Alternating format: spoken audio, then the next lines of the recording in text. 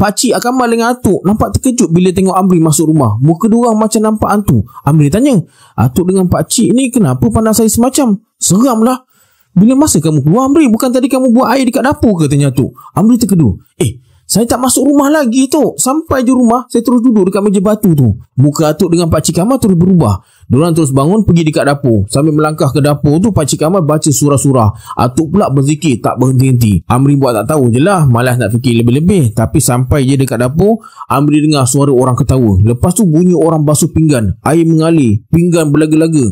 Amri tanya, siapa yang basuh pinggan tu, Tok? Atuk dengan Pakcik Kamal terus pandang Amri.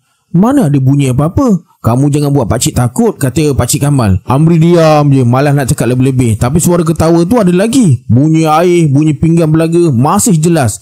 Atuk melangkah turun ke dapur dulu. Lepas tu Pakcik Kamal. Amri ikut dari belakang. Bila Amri turun je dekat dapur, tiba-tiba Atuk dengan Pakcik Kamal hilang dari pandangan dia. Diorang tak ada depan Amri. Lampu dapur terbuka sendiri. Amri cari sekeliling dan melangkah ke meja makan. Dia dah rasa tak sedap hati dah. Amri panggil Atuk dengan Pakcik Kamal. Senyap je. Tak ada yang menjawab. Jantung Amri mula berdegup kencang. Tiba-tiba suara halus tu muncul lagi. Kenapa tak bunuh mereka Amri? Kenapa? Aku bagi kerja senang je. Kenapa kau tak buat? Kau siapa nak suruh aku bunuh diorang, ha? Kalau kau nak bunuh, kau bunuhlah sendiri. Tiba-tiba ada tangan gaib cekik Amri. Tak nampak siapa. Tangan tu makin kuat menekan.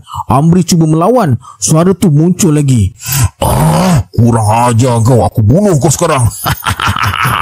Amri rasa macam nyawa di hujung tanduk. Dada dah sesak, tak boleh bernafas. Tiba-tiba Amri terdengar suara Atuk dengan Pakcik Kamal panggil nama dia. Lepas tu terdengar Pakcik Kamal mengaji. Dapur yang tadi terang jadi gelap. Suara ketawa tadi hilang entah ke mana. Tekanan dekat leher Amri makin perlahan, makin kurang dan akhirnya hilang sepenuhnya. Lalu Amri terus tersedar. Dia bangun dan tarik nafas panjang-panjang. Atuk dengan Pakcik Kamal duduk sebelah Amri. Bila Amri pandang tangan sendiri, ada darah. Terbeliak mata Amri dan terus histeria. Darah tu. Darah siapa ni tu? Amri dah bunuh siapa ni tu? Amri terus menangis sebab terlalu takut. Atuk dengan Pakcik Kamal cepat-cepat tenangkan Amri. Bagi Amri minum air. Lepas Amri dah bertenang, Pakcik Kamal bersuara. Tak ada darah pun dekat sini. Kamu jangan takut. Kamu kena sentiasa berzikir. Kalau kamu lalai sikit benda-benda ni, senang ganggu kamu.